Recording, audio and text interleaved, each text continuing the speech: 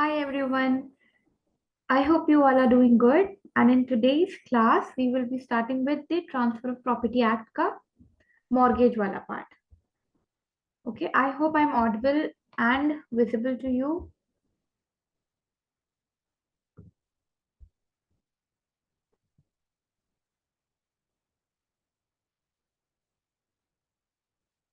So sorry.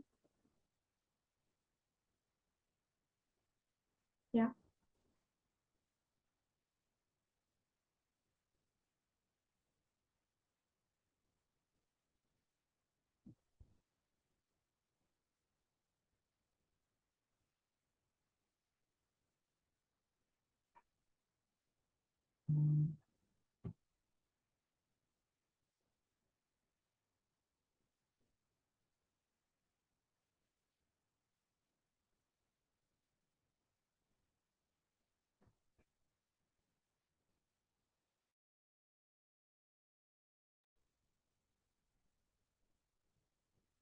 Yeah. So hi everyone. I hope you all are doing good, and I hope I'm audible and visible as well. Okay. So आज हम start करेंगे mortgage. TPA में today will start with the portion of mortgage and आज हम लोग से section 58 पढ़ेंगे। ठीक है, उसमें काफी सारी नेटिविटीज हैं जो हमको ध्यान में रखनी है। And one more thing, now when we are talking about mortgage, आपके सेबी के एग्जाम के लिए बहुत इंपॉर्टेंट है ये टॉपिक मॉर्गेज। जिस तरीके से मैंने आपको ना जूरिस्प्रूडेंस में बताया था कि जूरिस्प्रूडेंस में क्या इंपॉर्टेंट था आपके लिए, एनालिटिकल स्कूल इंपॉर्टेंट था, हिस्टोरिकल स्कूल इंपॉर्टेंट था, उसी तरीके से आपके जो टीपीए वाला पार्ट है इसमें ट्रांसफर ऑफ प्रॉपर्टी एक्ट में आपके लिए मॉर्गेज बहुत इंपॉर्टेंट है। और मॉर्गेज में स्पेसिफिकली मॉर्गेज की डेफिनेशन जो हम आज पढ़ेंगे एंड टाइप्स ऑफ मॉर्गेज जो कि हम कल पढ़ेंगे। ठीक है, तो ये दोनों पार्ट्स आपको बहुत अच्छे से ध्यान रखने हैं। पूरे प्रोविजंस बाय हार्ट आपको याद होना चाहिए। हम काफी सारे ऑब्जेक्टिव्स भी डिस्कस करेंगे जो कि क्वेश्चंस जिनके बन सकते हैं। And another important part is of lease. Okay, so most probably we'll be starting with lease in about 2-3 days. Okay, and so basically mortgage, types of mortgage, this is one of the most important, in fact the most important part in your SEBI examination. So let's start.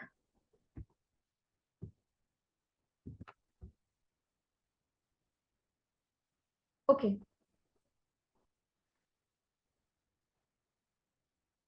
Okay, sir mortgage में हम ना काफी सारी detail करके पढ़ेंगे। Okay, हम सिर्फ mortgage नहीं, मॉर्गेज से रिलेटेड जितनी भी चीजें इंपॉर्टेंट हमें लगती रहेंगी हम वो सारे कवर करेंगे, क्योंकि हमारे एग्जाम में मॉर्गेज और लीज यही दोनों टॉपिक बहुत इंपॉर्टेंट है। और उसमें भी कौन से टॉपिक और कौन से क्वेश्चंस वो मैं साथ में आपको बताती रहूंगी। ठीक है, तो सबसे पहला क्वेश्चन तो सामने दिख रहा है आपको, मॉर्गेज कौन से पार्ट में डिस्कस है? चैप्टर 4। ठीक है, तो जो चैप्टर 3 था उसमें क्या था जो हमने लास्ट क्लास में पढ़ा था? सेल। ठीक है, मॉर्गेज जो है वो चैप्टर 4 में डिस्कस्ड है। और चैप्टर की हेडिंग क्या है? Of mortgages, mortgages of immovable property and charges. ठीक है, तो जो चार्ज वाला पार्ट है वो भी हम मॉर्गेज में ही पढ़ते हैं, जो कि सेक्शन 100 से आता है। ठीक है, तो यहाँ पे आपको यह ध्यान रखना है कि जैसे सेल था जिसमें हम सेल ऑफ इमूवेबल प्रॉपर्टी पढ़ रहे थे, उसी तरीके से हम मॉर्गेज में भी मॉर्गेज ऑफ इमूवेबल प्रॉपर्टी ही होगा। ठीक है, मूवेबल प्रॉपर्टी का मॉर्गेज नहीं होता है। हम आगे आने वाली क्लास में विल ऑल्सो डिस्कस। सिर्फ इंफॉर्मेशन के लिए, ये एग्जाम के लिए इंपॉर्टेंट नहीं है। आपने ये सुना होगा, ठीक है, मॉर्गेज तो है ही, आपने ये भी सुना होगा।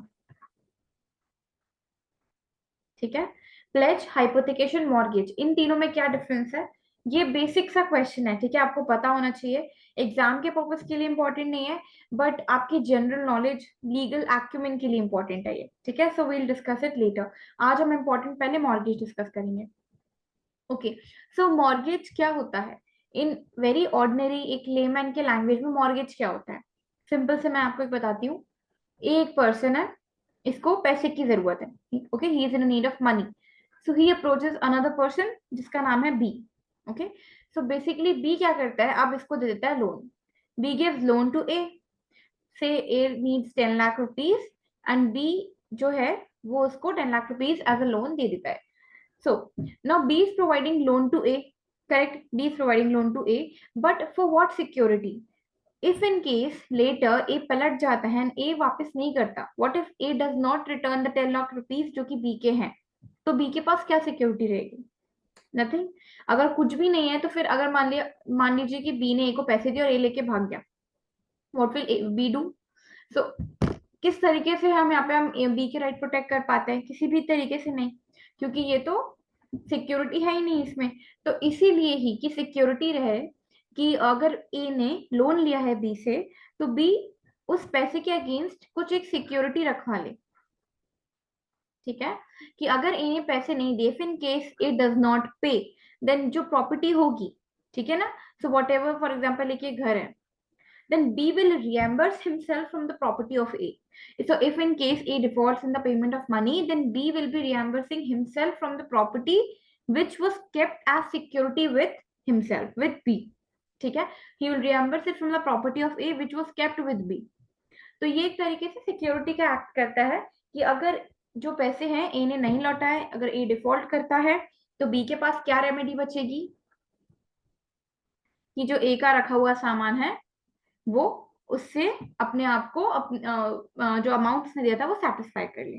ठीक है, तो ये एक बेसिक सी अंडरस्टैंडिंग है मॉर्गेज के बारे में.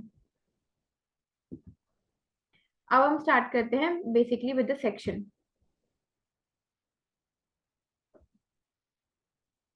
ओके, सो पहले हम सेक्शन रीडिंग करेंगे. आपको पता है अब हम जैसे हम जब ज्यूरिस्प्रूडेंस पढ़ रहे थे, तो ज्यूरिस्प्रूडेंस में काफी सारी लीगल थ्योरी, लीगल टेक्स्ट था, प्रोविजंस नहीं थे. इसलिए हम फॉर्मूला बना बना के उनका क्रक्स समझ रहे थे कि वो कहना क्या चाह रहे हैं, उनकी जिस्ट समझ रहे थे, उसके अकॉर्डिंगली हम आंसर कर रहे थे. But here we have provisions, right, we have sections. तो जो एग्जामिनर है वो किसी भी तरीके की आपकी रिसर्च वाले पोर्शन में नहीं जाएगा. वो आपसे ये नहीं चाहता कि आप उसकी बुक पढ़ो, आपको बेयर एक्ट अच्छे से याद होनी चाहिए. सिर्फ ये एग्जाम नहीं, आप और भी एग्जाम देख लो, कॉम्पिटेटिव एग्जाम्स, वो बेयर एक्ट सेंट्रिक होते हैं. तो हम लोग भी बेयर एक्ट सेंट्रिक ही चलेंगे and we will be focusing on each and every word जो कि इस प्रोविजन में लिखा है. ओके, नाउ सेक्शन 58 क्या बोलता है? Mortgage, mortgagor, mortgagee, mortgage money and mortgage deed defined. क्या क्या चीजें डिफाइंड है? मॉर्गेज डिफाइंड है 1, ठीक है, मॉर्गेजर डिफाइंड है 2, मॉर्गेजी डिफाइंड है 3, मॉर्गेज मनी डिफाइंड है 4 एंड मॉर्गेज डीड डिफाइंड है 5. तो कितनी चीजें डिफाइंड है? आप तो पहले ये नंबर याद करो. 5 चीजें डिफाइंड है. मॉर्गेज है, मॉर्गेजर, मॉर्गेजी है, मॉर्गेज मनी है और मॉर्गेज डीड है. मॉर्गेज क्या होता है हम आगे पढ़ेंगे. मॉर्गेजर कौन होता है? जो पर्सन जो मॉर्गेज कर रहा है. मॉर्गेजी कौन होता है? पर्सन जिसको प्रॉपर्टी मॉर्गेज की गई है. मॉर्गेज मनी क्या होता है? जो लोन अमाउंट होता है ना, जो डेट अमाउंट है, जिस अमाउंट के लिए सिक्योरिटी उसने रख रखी है, उसको हम कहते हैं मॉर्गेज मनी. ठीक है, मॉर्गेज डीड क्या होता है? वो डॉक्यूमेंट, जैसे कि सेल का डॉक्यूमेंट होता है. मान लीजिए रजिस्ट्री हो रही है, 10 लाख की प्रॉपर्टी रजिस्ट्री होगी, तो वो क्या होगी? वो सेल डीड कहलाती है ना. एक डॉक्यूमेंट होता है, एक वैलिड लीगल डॉक्यूमेंट है जिसके बेसिस पे आप स्यू कर सकते हो, आप स्यू हो सकते हो. सो ये क्या है? Mortgage deed defined. तो मॉर्गेज डीड डिफाइंड, तो ये 5 चीजें हैं, मॉर्गेज डीड है इसमें. तो मॉर्गेज है, मॉर्गेजर है, मॉर्गेजी है, मॉर्गेज मनी है, मॉर्गेज डीड डिफाइंड है. 5 चीज है, याद रखना. मूविंग अहेड, या moving ahead, a mortgage is the transfer of an interest. सबसे पहले आपने बात करी क्या है? ये ट्रांसफर ऑफ इंटरेस्ट है इन स्पेसिफिक, स्पेसिफिक मैंने यहाँ पे मार्क करा है, ठीक है. Immovable property,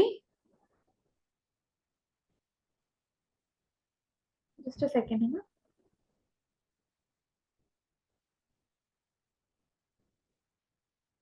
in specific immovable property for the purpose, अब यहाँ पे ये पर्पस बता रहे हैं, ऑफ सिक्योरिंग, सिक्योरिटी. हम अभी आगे इसको फिर से डिस्कस करेंगे. अभी मैं जो मार्क करा रही हूँ आप उसको अपने बैराक में मार्क कर लो, ठीक है.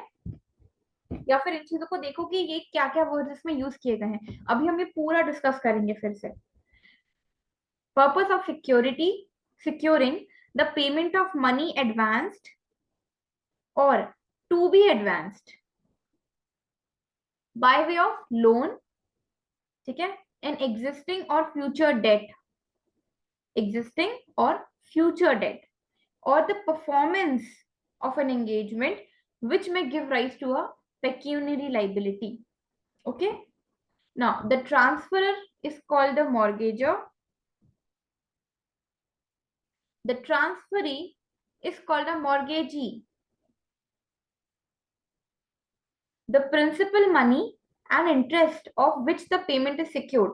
So principal money and plus interest plus है, ठीक है, प्रिंसिपल मनी भी और उस इंटरेस्ट को भी हम क्या कहते हैं, of which the payment is secured for the time being are called mortgage money, and the instrument if any by which the transfer is effected is called the mortgage deed.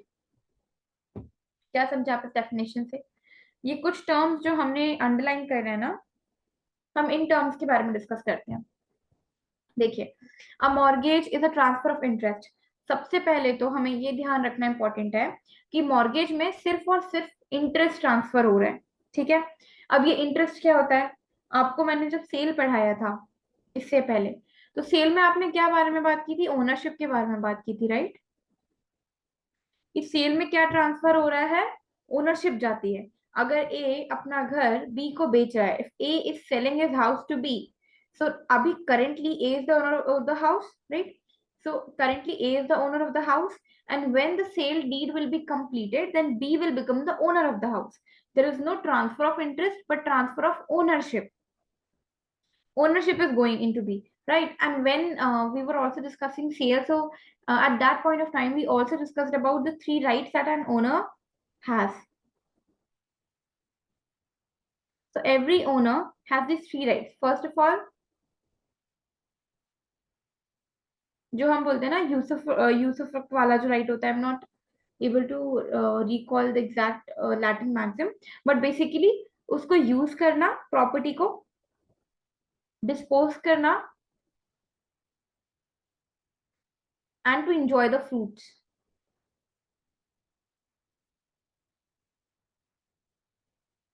इसके लिए एक Latin maxim है, do check it in jurisprudence, okay.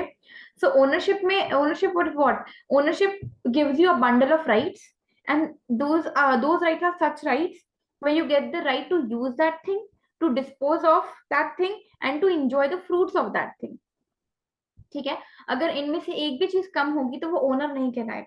This is what we discuss. मान लीजिए ये एक water bottle है मेरे पास, ठीक है, मैं इस वाटर बॉटल को यूज कर रही हूँ, ठीक है, मैं इससे पानी पी रही हूँ, बट मेरे पास इसको फेंकने का राइट नहीं है, डिस्पोज ऑफ करने का राइट नहीं है, तो क्या मेरे पास उसकी ओनरशिप हुई? नहीं हुई, ठीक है।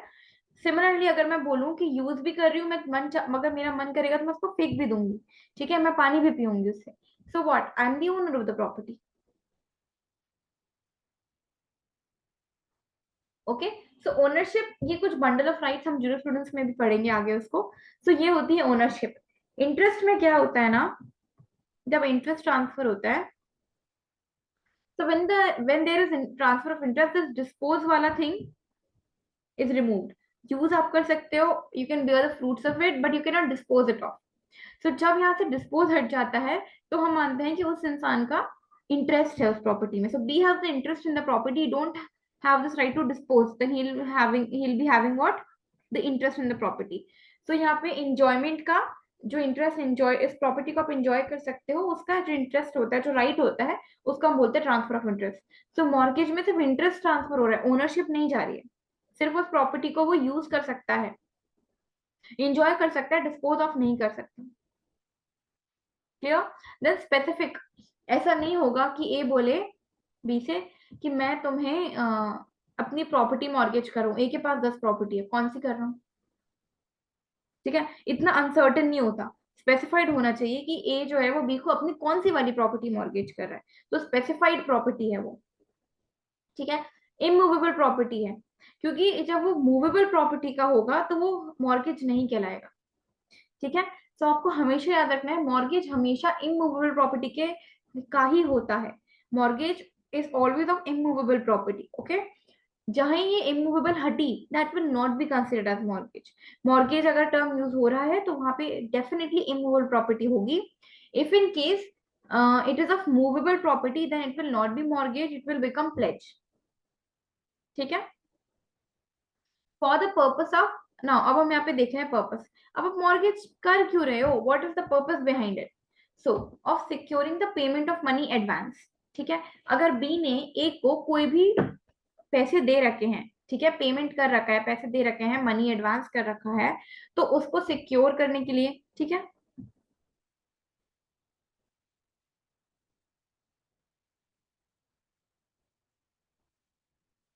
क्या करने के लिए? सिक्योर करने के लिए। पेमेंट ऑफ मनी एडवांस, तो जो भी पैसे दे रखा है उसकी सिक्योरिटी के लिए, या फिर to be advance by way of loan. तो या तो उसने पैसे दे रखे हैं उसके बाद वो मॉर्गेज में ले ले, या फिर वो पैसे देने वाला है लोन के तरीके से, एडवांस करने वाला है बाय वे ऑफ लोन। ठीक है। तो या तो उसने दे रखे हैं, या फिर वो एक लोन देने वाला है, या फिर इन एग्जिस्टिंग और फ्यूचर डेट। ठीक है। कोई डेट है तो यहाँ पे लोन आया, डेट आया। अब अच्छा, ये तीन भी मैं मार्क कर रही हूँ। क्या क्या चीजें यहाँ पे? लोन है, एग्जिस्टिंग या फिर फ्यूचर डेट है, and performance of an engagement which may give rise to a pecuniary liability.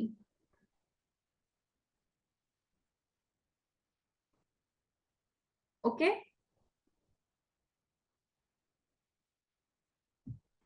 Okay. So loan है, डेट है, एंड पेक्यूनरी लाइबिलिटी है। लोन, एग्जिस्टिंग और फ्यूचर डेट,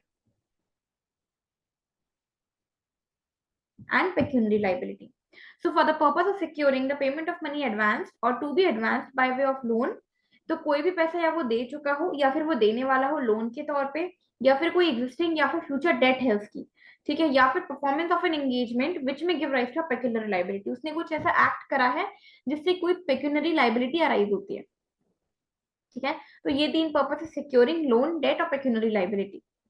अब ये बहुत सिंपल सी बात है, ट्रांसफर और मॉर्गेजर है, एक चीज कवर हो गई। ठीक है। ट्रांसफर ही मॉर्गेज ही है। जो प्रिंसिपल मनी और इंटरेस्ट, ये याद रखना, और मतलब इंग्लिश वाला नहीं, हिंदी वाला। प्रिंसिपल मनी एंड है, मतलब कि प्लस है ये।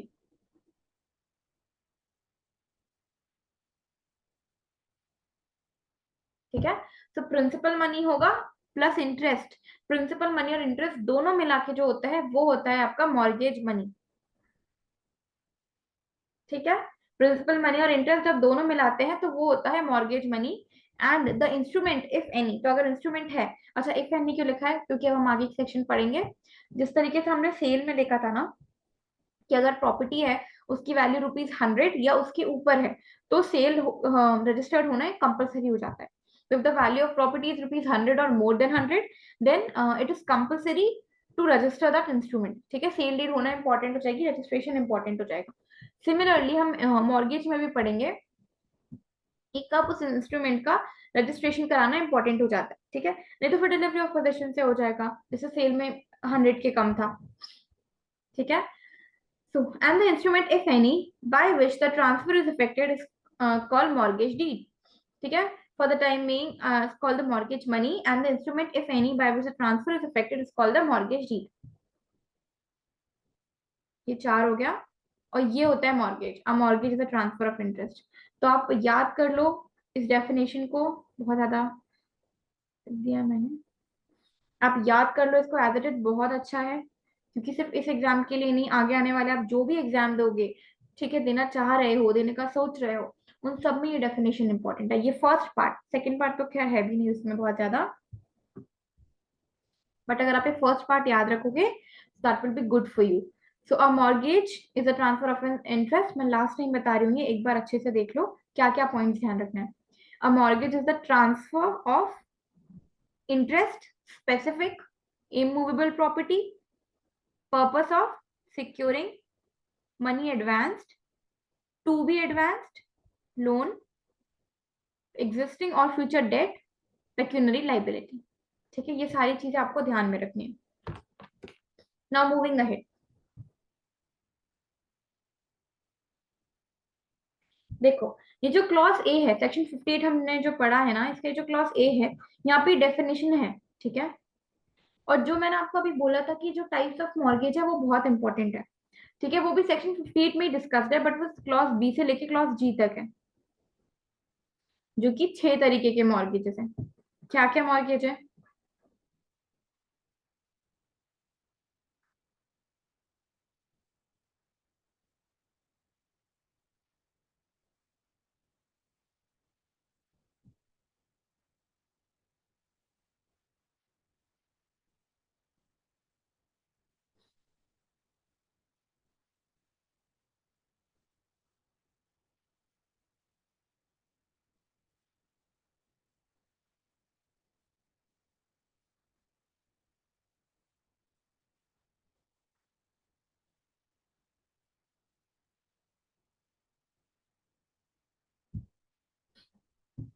ठीक है, ये हो गए आपके types of mortgage. No, no absolute interest, only partial interest, ठीक है, ये तो हम पढ़ चुके कि एब्सोल्यूट इंटरेस्ट नहीं जाता, ठीक है, पूरा एब्सोल्यूट इंटरेस्ट नहीं जाता, सिर्फ पार्शियल इंटरेस्ट जाता है, ठीक है। तो ये कीवर्ड्स यानी टर्मिनोलॉजीज इंपॉर्टेंट है कि अगर एमसीक्यू में आता है कि मॉर्गेज में किस तरीके का इंटरेस्ट जाता है, एक में लिखा है एब्सोल्यूट, एक में लिखा है पार्शियल, तो definitely click on to the partial one, ठीक है, क्योंकि उसमें डिस्पोज ऑफ करने का राइट नहीं होता है, तो पार्शियल इंटरेस्ट जाता है, okay. Then transfer of interest, interest जो ट्रांसफर हो रहा है सिक्योरिटी के तौर पे हो रहा है, ठीक है, पर्पस में हमने देखा था कि सिक्योरिटी है। और इमूवेबल प्रॉपर्टी का ये याद रखना, इमूवेबल प्रॉपर्टी हमने पीपीए लेक्चर 1 में डिस्कस करा है। क्या होता है इमूवेबल प्रॉपर्टी? इमूवेबल प्रॉपर्टी एक लेमन टर्म्स में मैं एक बार और बता देती हूँ, क्या होता है, एक ऐसी प्रॉपर्टी जो कि मूव नहीं कर सकती, वो इमूवेबल प्रॉपर्टी हो गई। पर टीपी कैसे डिफाइन करते हैं इमूवेबल प्रॉपर्टी को, कि जो मूवेबल प्रॉपर्टी है, ठीक है, उसमें जो मैं 3 पॉइंट्स बता रही हूँ वो आते हैं और इसमें ये नहीं आते हैं। So immovable property does not include लिखा हुआ है,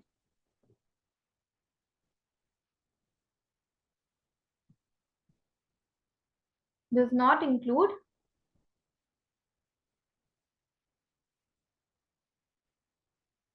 स्टैंडिंग टिम्बर,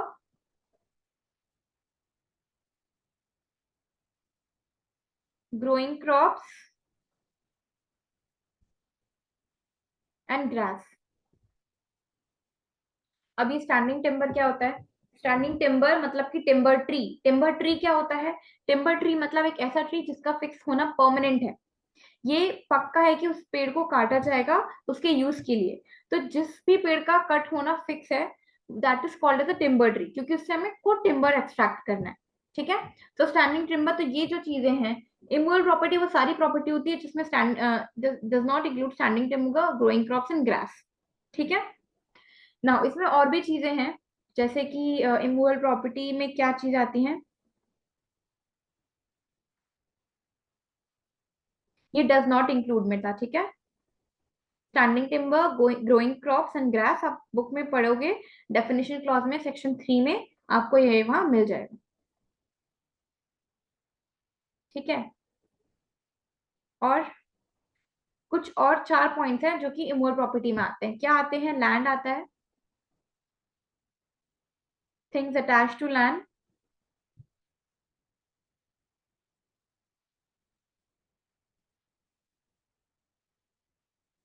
थिंग्स परमानेंटली फास्टेन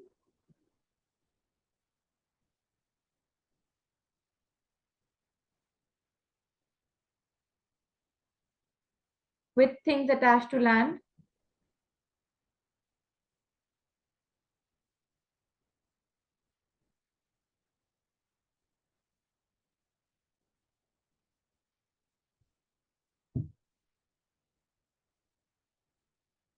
ठीक है। लैंड आता है, थिंग्स अटैच टू लैंड जैसे कि जो भी चीजें रूटेड हैं, जैसे कि प्लांट्स हो गए, ठीक है। Things permanently fasten to things attach to land का एग्जांपल क्या है? जैसे आपकी घर की doors and windows permanently fastened है to what? To things attached to land and benefits arising out of land.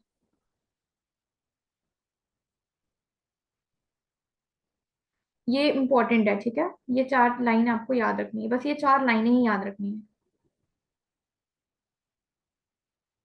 मैंने लिख दी है, इन केस आपको जरूरत हो तो आप लिख लो, लिख लोगे तो बेटर होगा। So land, things attach to land, things permanently fastened with things attached to land, जो कि डोर्स होते हैं जिनके एग्जांपल, और benefits arising out of land, जैसे कि right to fisheries, right to way, ये जो चीजें हो गई ये बेनिफिट्स हो गई out of things, you know, things attached to land. ये चार चीजें हो गई हैं। Now one more thing is important कि आप इमूवेबल प्रॉपर्टी जब पढ़ो ना, तो इसके साथ जो मैंने इससे पहले लिखा था, स्टैंडिंग टिम्बर, ग्रोइंग क्रॉप्स और ग्रास, उसको भी याद रखना है। ठीक है ना, मूविंग अहेड, लोन, डेट और परफॉर्मेंस ऑफ एंगेजमेंट विच में give rise to a pecuniary liability. Pecuniary liability ये टर्म इंपॉर्टेंट है। ठीक है, तो क्या क्या चीजें हो गई यहाँ पे कि क्लॉज ए जो है उसमें मॉर्गेज डिफाइंड है, बी से जी में काइंड ऑफ मॉर्गेज है, 6 टाइप्स के जो बताए गए हैं। नो एब्सोल्यूट इंटरेस्ट, सिर्फ और सिर्फ पार्शियल इंटरेस्ट जाता है, कोई भी तरीके का एब्सोल्यूट नहीं जाएगा। Then transfer of interest security के लिए कह रहे हैं, क्यों दे रहे हैं, ये पर्पस बहुत इंपॉर्टेंट है, ये शायद question I have seen this question, कि ट्रांसफर ऑफ इंटरेस्ट किस पर्पस से है, सिक्योरिटी। ठीक है, और इमूवेबल प्रॉपर्टी है, ये भी इंपॉर्टेंट है। ओके, नाउ मूविंग अहेड, देखो अब हम बात करते हैं कंटेंट्स के बारे में।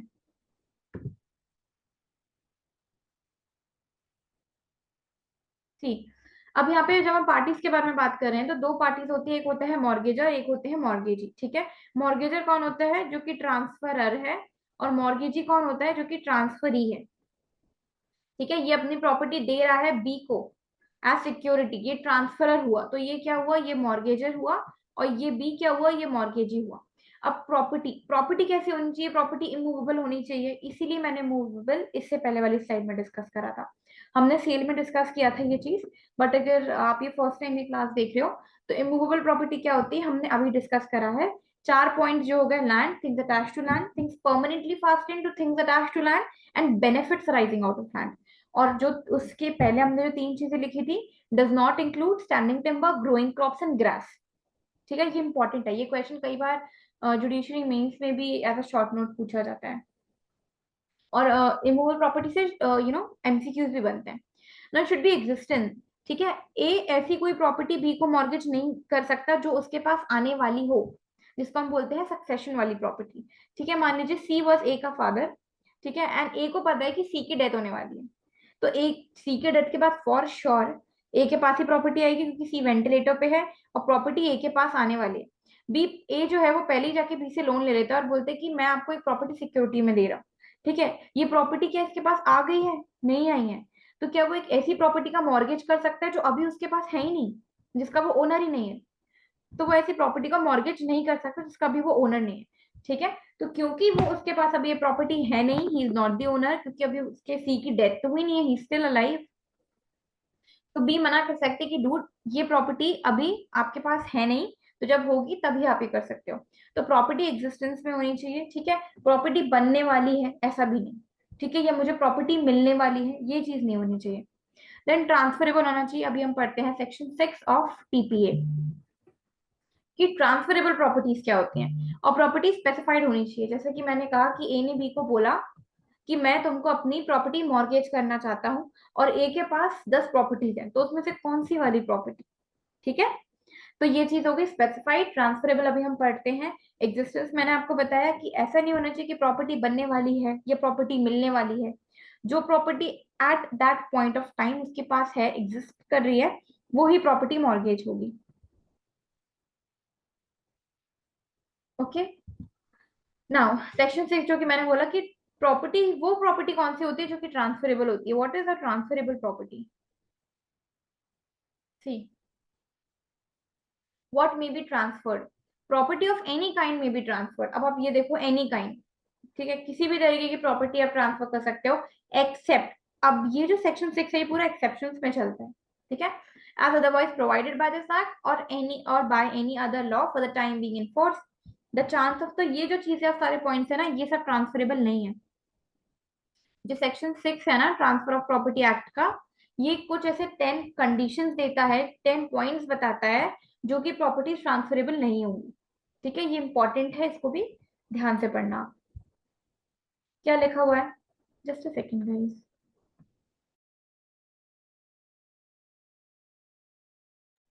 या better, so the chance of a higher apparent succeeding to an estate, the chance of a relation obtaining a legacy on death of a kinsman, kinsman मतलब family person, family man, or any other mere possibility of a like nature cannot be transferred.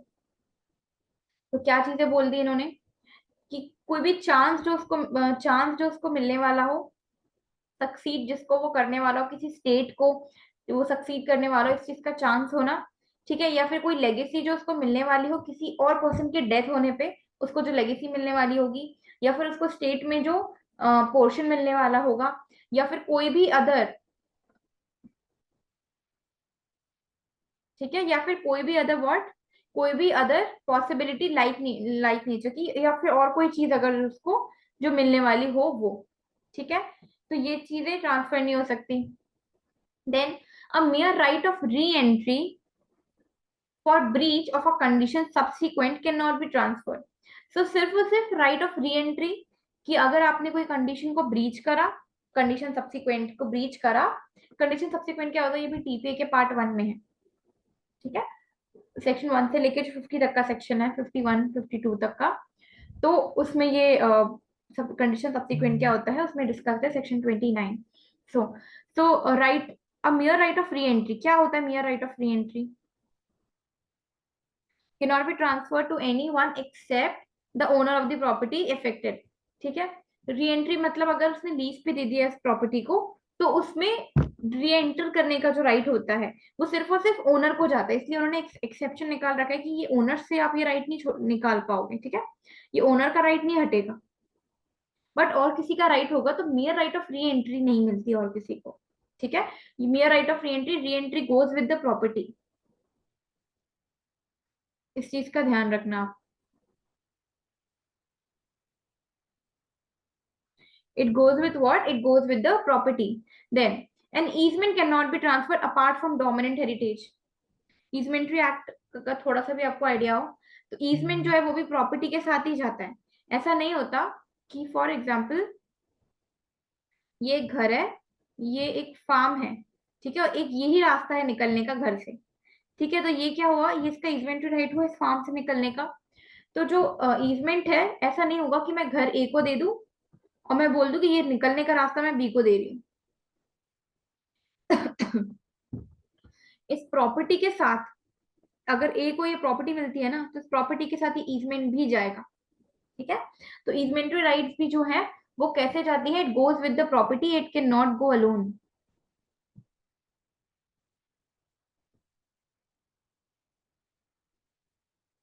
Easementary right goes with the property and cannot be transferred apart from the dominant heritage.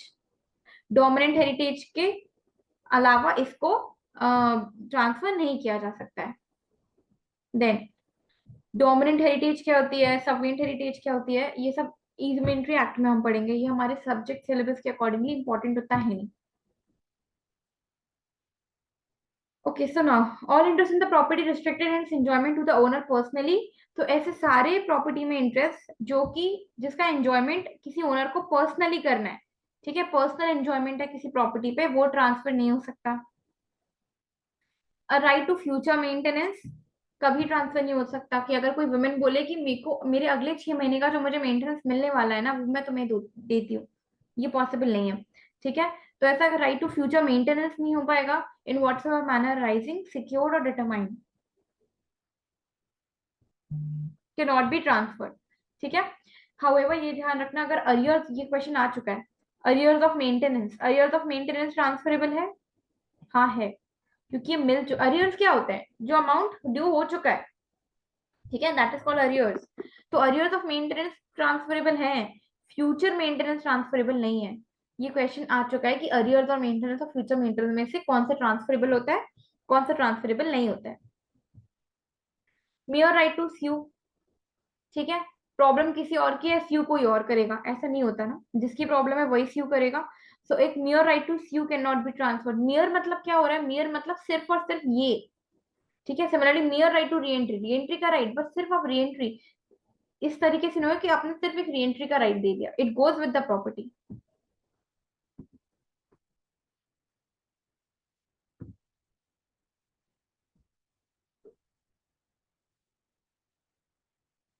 Now a public office, ठीक है, a public office cannot be transferred, nor can the salary of a public officer, second, whether,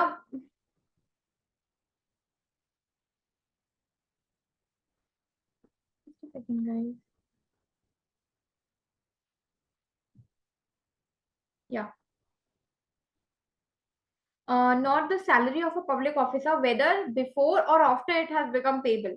आप ये देख रहे हो before or after, payable होने के बाद या पेबल होने के पहले, कोई भी तरीके का जो पब्लिक ऑफिस है, ठीक है, अगर आज कोई पर्सन गवर्नर है, उसके पास वो एक पब्लिक ऑफिस होल्ड कर रहा है, there is a person is a governor and he is holding a public office, he can not say कि उसका ही बेटा गवर्नर बनेगा, किंगशिप नहीं चल रही है यहाँ पे, राइट, नेपोटिज्म नहीं है, तो कोई भी पब्लिक ऑफिस ट्रांसफर नहीं किया जा सकता। नहीं तो कोई पर्सन अगर गवर्नर है वो बोल दे कि नहीं कल से तो मेरा बेटा गवर्नर बनेगा मेरे रिटायरमेंट के बाद, तो पब्लिक ऑफिस आप ट्रांसफर नहीं कर सकते, ना ही इसकी सैलरी आप ट्रांसफर कर सकते हो, ठीक है, चाहे before or after it has become payable, payable होने के चाहे पहले या फिर after, you can not transfer the salary, neither you can transfer the public office.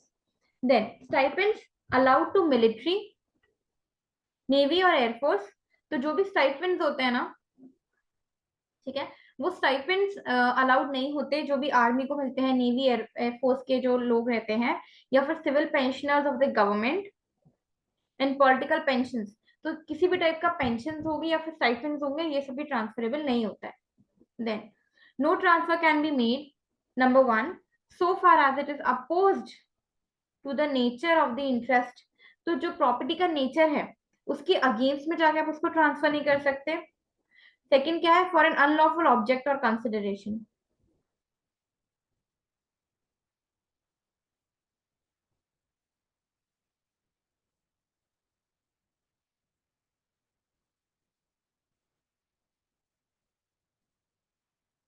ठीक है, तो किसी भी प्रॉपर्टी को अनलॉफुल ऑब्जेक्ट कंसिडरेशन कहाँ दिया गया है, आपने इंडियन कॉन्ट्रैक्ट एक्ट पढ़ा होगा, रिवाइज किया होगा सिलेबस में आपके, कौन से सेक्शन में पढ़ा है, बताना मुझे कमेंट करके, ठीक है। सो अनलॉफुल मैं इतना दे सकती हूँ आपको हिंट, 20 to 25 के बीच है, बस इससे ज्यादा हिंट नहीं, ठीक है। So unlawful object or consideration within the, चलो ठीक है, 23 of the Indian contract act, okay. और टू थर्ड क्या है, to a person legally disqualified to be a transferee, तो क्या चीज हमने देखी कि किसी भी प्रॉपर्टी के नेचर के अपोस्ट करके उसके अगेंस्ट में जाके ट्रांसफर नहीं होगा, किसी भी प्रॉपर्टी को 23 सेक्शन के अकॉर्डिंगली अनलॉफुल ऑब्जेक्ट या फिर अनलॉफुल कंसिडरेशन के लिए ट्रांसफर नहीं करोगे, और कोई भी ऐसा पर्सन हो जो कि लीगली डिस्क्वालिफाइड है, आप उसको ऐसा ट्रांसफर नहीं करोगे, ठीक है। आपने section 10 of Indian contract act देखा होगा, तो उसमें लिखा है कॉम्पिटेंस ऑफ ट्रांसफर, ठीक है, ट्रांसफर करने के लिए क्या क्या चीजें जरूरी होती है, ओके। तो ये तीन चीजें जो 10th पॉइंट है हमारा, इसमें ये अपोस्ट तीन चीजें आएंगी, अपोस्ट हो गया, unlawful object consideration and legal disqualified नहीं होना चाहिए। तो nothing in this section shall be deemed to authorise a tenant having an untransferable right of occupancy, the farmer of an estate in respect of which default has been made in paying revenue, or the lessee of an estate under the management, lessee, okay, lessee of an estate under the management of court of wards to assign his interest as such, तो कोई person है जो कि किसी property में टीनेंट है, farmer है, लेसी है, इन कंडीशन में तो ये भी अपने इंटरेस्ट को ट्रांसफर नहीं कर सकते, ठीक है। तो इतना सेक्शन 6 बोलता है। मैं रिविजन क्यों नहीं करा रही हूँ, क्योंकि लुक एट दिस, ठीक है, क्या है ये बहुत शॉर्ट में 2 लाइनों में इसी का रिविजन है, इसको देख के आप रिवाइज कर सकते हो, 10 पॉइंट्स एकदम आपको फिंगर्स में याद हो जाएंगे। सो ऑल प्रॉपर्टीज जो है सेक्शन 6 में बेसिकली सारी प्रॉपर्टीज ट्रांसफर हो सकती हैं एक्सेप्ट जो कि प्रॉपर्टीज सेक्शन 6 में दी गई हैं, ठीक है, नॉट ट्रांसफरेबल, क्या क्या है, the property based on chance, कैसा चांस, सक्सेशन वाला, या फिर प्रॉपर्टी जो डेथ पे मिलेगी, या फिर कोई एनी अदर चांस वाला प्रॉपर्टी हुआ, ठीक है, सक्सेशन हो गया, प्रॉपर्टी डेथ पे जो मिलेगी जो कि लेगेसी जो वर्ड यूज किया गया था वहां पे, ठीक है, या फिर any other chance, the mere right to re entry, ठीक है, it goes only with the property as a whole except to the owner, ठीक है, ओनर का राइट हमें बचा है, ओनर को सिर्फ mere right to entry owner का रहता है, ठीक है, you know this point also, ये 2 पॉइंट्स हो गए। Then mere right to easement, it is transferred with the land और द होल प्रॉपर्टी, जो ईजमेंट भी है वो भी प्रॉपर्टी के साथ ही जाता है, अपार्ट फ्रॉम डोमिनेंट हेरिटेज। इसका एक्सेप्शन डोमिनेंट हेरिटेज है, इसका एक्सेप्शन ओनर है। ठीक है। पर्सनल इंटरेस्ट जो है वो नहीं जाता है। फ्यूचर मेंटेनेंस नहीं नहीं ट्रांसफरेबल है। अरियर ऑफ मेंटेनेंस जो है लेकिन वो ट्रांसफरेबल होगा। पब्लिक पोस्ट, ठीक है, सैलरी इधर before or after it has been made payable, then right to sue transferable only when the object on which the right was obtained is transfer. ठीक है, जिस ऑब्जेक्ट के बेसिस पे वो राइट टू स्यू हो रहा है ना, अगर वो ऑब्जेक्ट ट्रांसफर होगा तो उसके साथ उसका राइट भी चला जाएगा। देन स्टाइपेंड, ठीक है, पेंशन ऑफ आर्मी नेवी या फिर जो एयरफोर्स में मैन होते हैं उनके स्टाइपेंड हो गए या फिर जो पेंशनर्स हो गए, ठीक है, ये सारी चीजें नहीं जाती। आगे हम देखते हैं।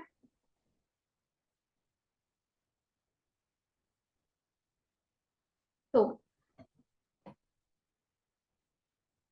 या 1 second.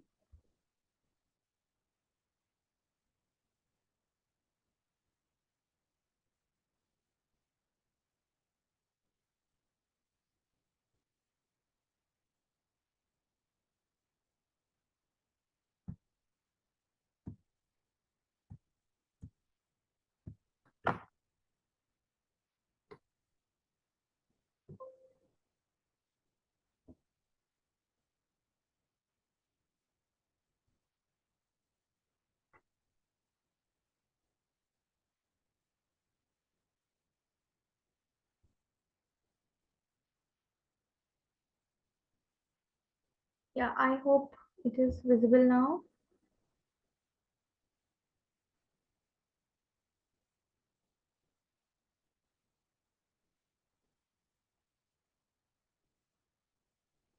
Right, Audible and visible, या ठीक है। नाउ वी मूव टुवर्ड्स आखिरी के 2 पॉइंट्स। प्रॉपर्टी के नेचर के अगेंस्ट जाके सॉरी कोई ट्रांसफर नहीं हो सकता है। ठीक है, and without lawful object, lawful consideration या फिर जो ट्रांसफर है वो डिस्क्वालिफाइड है, ऐसा ट्रांसफर नहीं होगा।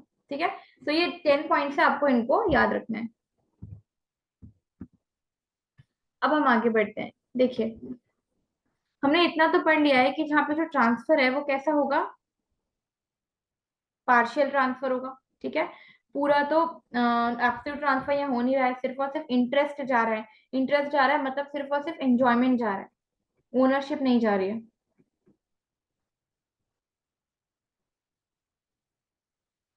ठीक है ना, मॉर्गेज मनी हमने फर्स्ट जो स्लाइड थी उसमें पढ़ लिया था कि मॉर्गेज मनी क्या होता है, payment advanced or to be, मैं नीचे लिख देती हूँ, payment advanced or to be advanced by way of loan, existing or future debt, or performance of an engagement which may give rise to a pecuniary liability। ठीक है, तो loan, date, pecuniary liability, और इन सबके साथ इनका interest जरूर होगा, plus interest plus interest plus interest. ठीक है, हमने फर्स्ट स्लाइड में डिस्कस किया था, याद रखिएगा। तो interest will also become its part. Then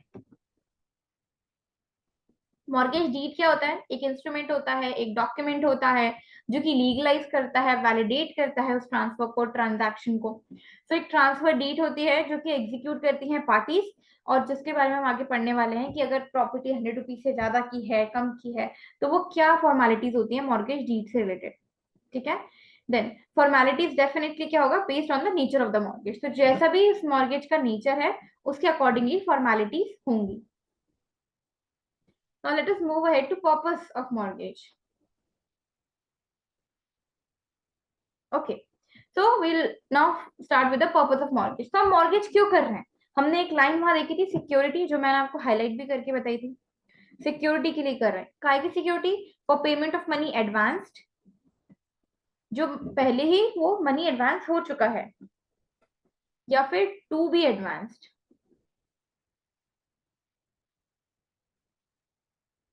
ठीक है, फॉर पेमेंट ऑफ लोन, ठीक है, और एग्जिस्टिंग और future debt. Okay, payment of loan, उसके बाद क्या हो गया, एग्जिस्टिंग या फिर फ्यूचर डेट। तो लोन हो गया, डेट हो गया, then performance of a promise which में give rise to a pecuniary liability. Performance of promise which में give rise to pecuniary liability मतलब एनीथिंग रिलेटेड टू मनी, कुछ ऐसा काम करा जिससे कि एक मॉनेटरी टर्म्स में लाइबिलिटी अराइज हो रही है। ठीक है, तो सिक्योरिटी ये है इसका purpose, loan debt and pecuniary liability secure करने के लिए। ओके, सो अब हम जब टाइप्स ऑफ मॉर्गेज पढ़ेंगे ना, तो मैं बहुत शॉर्ट में आपको बता देती हूँ कि ये टाइप्स ऑफ मॉर्गेज में क्या क्या चीजें हैं। देखिए, सबसे पहले तो simple mortgage.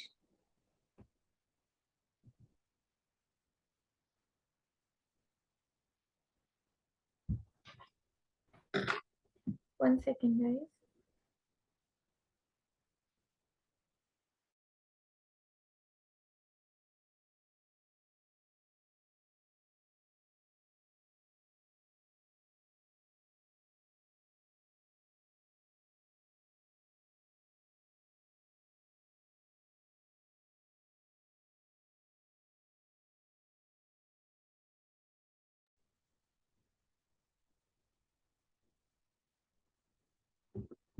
don't know why my pen is not working. ठीक है, टाइप्स ऑफ मॉर्गेज। तो हम सिंपल मॉर्गेज के बारे में बात करें सबसे पहले। तो जो सिंपल मॉर्गेज का क्लॉज क्या है, ये सारे क्लॉज याद रख लीजिए, ये इंपॉर्टेंट है, आ सकता है, ये बहुत इंपॉर्टेंट है। इसके मैंने पीवाईक्यू में क्वेश्चंस देखे हैं, और भी एग्जाम के पर्पज से टाइप्स ऑफ मॉर्गेज बहुत बहुत बहुत इंपॉर्टेंट है। ठीक है, तो सिंपल मॉर्गेज में क्या है, 58 क्लॉज बी है। देन कंडीशनल मॉर्गेज में क्या है, 58 क्लॉज सी। देन यूसुफिक्ट्री मॉर्गेज जो है 58 क्लॉज डी में है। इंग्लिश मॉर्गेज जो है 58 क्लॉज ई में है। मॉर्गेज बाय टाइटल डीड्स जो है वो एफ में है। एंड एनॉमलस मॉर्गेज काय में है, 58 जी में। ठीक है, तो आपको याद रखना है कि सिंपल मॉर्गेज बी में है, उसके बाद आएगा आपका कंडीशनल मॉर्गेज सी में। आप इसको ऐसे क्रोनोलॉजिकली ही याद करिए।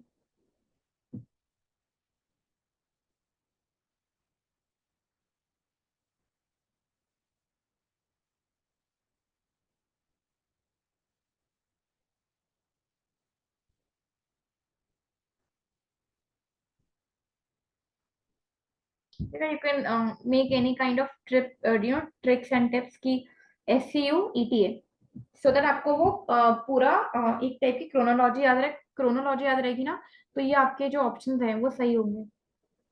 ए छोड़ देना, क्योंकि ए में क्या है, डिफाइंड है मॉर्गेज। अच्छा, ए में कितनी चीजें डिफाइंड है, अभी हमने पढ़ा था, याद करके रिवाइज करके यहाँ पे आप बताइएगा। ठीक है, और जो बी से लेके जी तक के क्लॉजेज हैं, इनको ऐसे क्रोनोलॉजिकली याद कर लीजिए, SCUETA। आप अपना खुद का भी बना सकते हैं।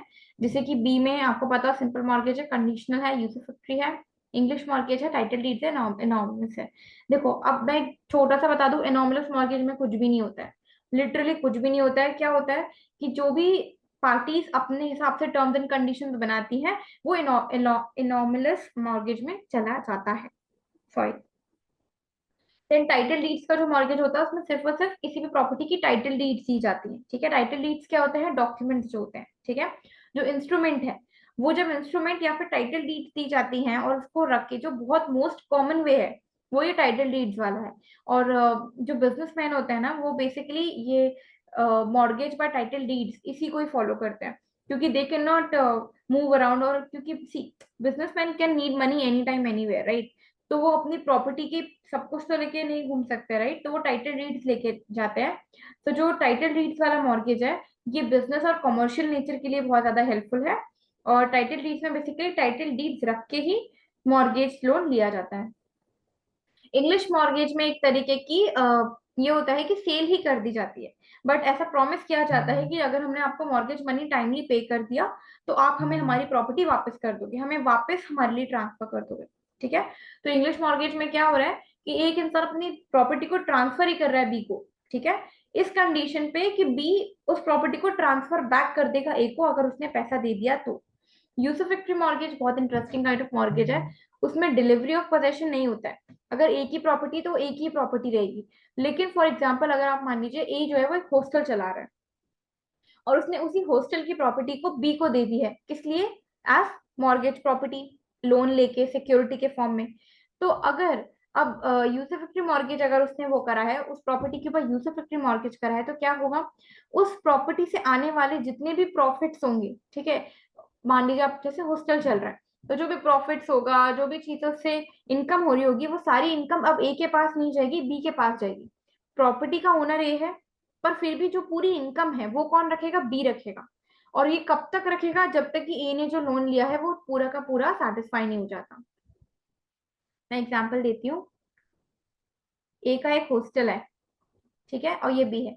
ए ने बी से 10 लाख रुपए लिए, ठीक है, और ये प्रॉपर्टी दे दी यूसुफिक्टी मॉर्गेज में। अब पहले तो इस प्रॉपर्टी से जितने भी प्रॉफिट्स आ रहे थे, हॉस्टल में जो बच्चे जा रहे थे, वो सारे ए के पास आ रहे थे। क्यों? क्योंकि ए ओनर है प्रॉपर्टी का, तो ए के पास ही आएंगे। अब क्योंकि ए ने ये यूसुफिक्टी मॉर्गेज बी से कर लिया है, तो अब जिस दिन से मॉर्गेज हुआ है ना, तो इस प्रॉपर्टी से आने वाले सारे प्रॉफिट बी के पास जाने लगेंगे। और वो प्रॉफिट्स कब तक बी के पास जाएंगे, जब तक ये प्रॉफिट जा जाके 10 लाख रुपए का अमाउंट कंप्लीट नहीं हो जाता। जैसे ही 10 लाख रुपए का अमाउंट कंप्लीट हो गया इस प्रॉपर्टी से आके बी के पास, वैसे ही मॉर्गेज खत्म हो जाएगा, वापस प्रॉपर्टी से जो प्रॉफिट्स हैं वो ए के पास जाने लगेंगे। तो यहाँ पे कोई ओनरशिप नहीं गई, कोई पोजेशन नहीं गया, बस इसके प्रॉफिट्स जाने लगे। ठीक है। देन कंडीशनल मॉर्गेज में एक तरीके की ऑस्टेंसिबल सेल होती है। ऑस्टेंसिबल सेल क्या होती है कि सेल हुई नहीं है, बट ऑस्टेंसिबल मतलब अपन बोलते हैं ना हिंदी में दृश्यवान, जो दिखता है, जो है नहीं बट जो दिखता है। ठीक है। तो एक तरीके की ऑस्टेंसिबल सेल होती है, और अगर पेमेंट में डिफॉल्ट हुआ तो वो सेल वैलिड हो जाएगी। और अगर अगर वो लोन उसने वापस चुका दिया, ए ने सेटिस्फाई कर दिया पूरा लोन, तो जो सेल है वो वॉइड हो जाएगी। तो यहाँ ये रहता है, वैलिड और वॉइड का केस रहता है। ठीक है। पेमेंट हो गया तो सेल वापस, मतलब सेल का कोई वैल्यू नहीं रहेगी, और अगर पेमेंट नहीं हुआ तो सेल एब्सोल्यूट हो जाएगी। सिंपल मॉर्गेज जैसे सिंपल मॉर्गेज होता है वैसा होता है, डिलीवरी ऑफ पोजेशन होता है। ठीक है। तो हम ये पूरे जो टाइप्स ऑफ मॉर्गेजेस हैं, इसको हम नेक्स्ट क्लास में इन डिटेल डिस्कस करेंगे।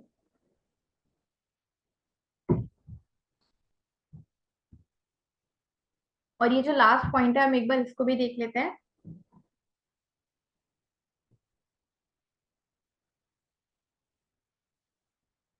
देखिए, सेक्शन 59 क्या कहता है, where the principal money secured is 100 rupees और upwards, the mortgage other than mortgage by deposit of title deeds. अभी ये हटा दो, ये ब्रैकेट पढ़ो ही मत। ठीक है। The mortgage can be affected only by registered instrument signed by mortgagor and attested bye these two witnesses. तो अगर प्रॉपर्टी की वैल्यू क्या है, 100 रुपीज है, या 100 रुपीज से ज्यादा है, ठीक है ना, तो ये पक्का हो गया कि रजिस्टर्ड होगा। अब रजिस्टर्ड होगा, इसकी क्या प्रोसेस है कि उसको साइन किया जाएगा। कौन करेगा? मॉर्गेजर करेगा। और अटेस्ट होगा। अटेस्ट कितने विटनेस द्वारा होगा? 2 विटनेस द्वारा होगा। बस ऐसे पढ़ा करो। ठीक है। इस पैराग्राफ में से 3-4 क्वेश्चन बना दो, और वो क्वेश्चन का एक बार आंसर दे दो अपने आप को, आपको याद हो जाएगा। ठीक है। so where the principal money secured is 100 और upwards, a mortgage other than, अब इसका एक एक्सेप्शन है। अब आप ब्रैकेट को खोलो, अब आप एक्सेप्शन, क्या, अब आप एक्सेप्शन पढ़ो। क्या एक्सेप्शन है इसका? Other than a mortgage by deposit of title deeds, मतलब जो मैंने आपको भी बोला था कि कॉमर्शियल यूज में डिपॉजिट बाय टाइटल डीड्स बहुत काम आता है। क्यों? क्योंकि जैसे हम देख रहे हैं कि 100 रुपीज है, उससे ज्यादा की प्रॉपर्टी है, तो अगर मॉर्गेज बाय टाइटल डीड्स है, तो उसमें अगर ज्यादा की भी प्रॉपर्टी है तो आपको रजिस्टर नहीं कराना पड़ेगा। अब आप बताइए कि क्या बिजनेसमैन के पास इतना टाइम है कि वो हर बार पैसे ले, मॉर्गेज करे प्रॉपर्टी और रजिस्ट्री ऑफिस में खड़े रहे? नहीं है टाइम, है ना। तो इसलिए जो मॉर्गेज बाय टाइटल डीड्स है, ये बनाया इसलिए था कि कम टाइम में इफेक्टिवली इनका लोन और मॉर्गेज चल पाए। तो इसलिए यहाँ पे रजिस्ट्रेशन कंपलसरी नहीं होता है, इसलिए यहाँ पे एक्सेप्शन है।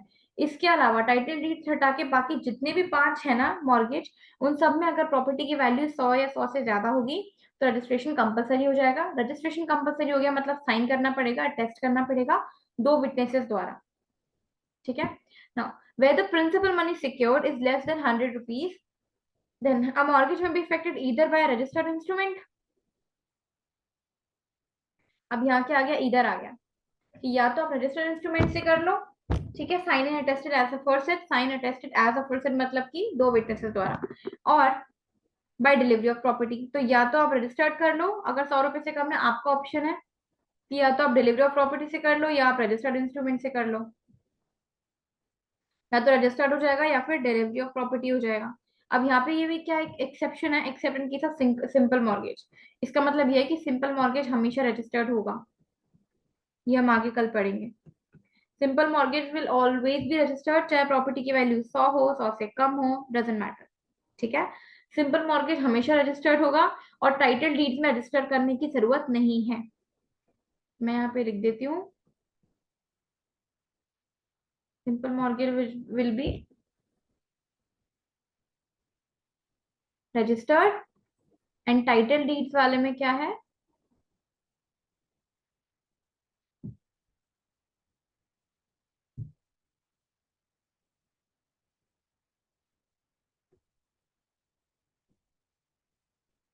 नहीं लिखा है, रजिस्ट्री नॉट नीडेड बेसिकली। ठीक है, registry not needed. Okay, so that's all for today's class and I hope आपको आज की क्लास में चीजें समझ आई होंगी। आज हमने सेक्शन 58 पढ़ा डिटेल में, उसके सामने थोड़ा सा हमने सेक्शन 6 भी पढ़ा है। एंड कल की क्लास बहुत इंपॉर्टेंट होने वाली है, टाइप्स ऑफ मॉर्गेज बहुत इंपॉर्टेंट है। एंड या सो वील ट्राई कि हम कल की क्लास में सेक्शन 6 खत्म कर लें, नहीं होता है तो थोड़ा सा हो सकता है क्लास लेंदी जाए। So that's all for today, I hope आपको क्लास पसंद आई हो एंड सो या थैंक यू।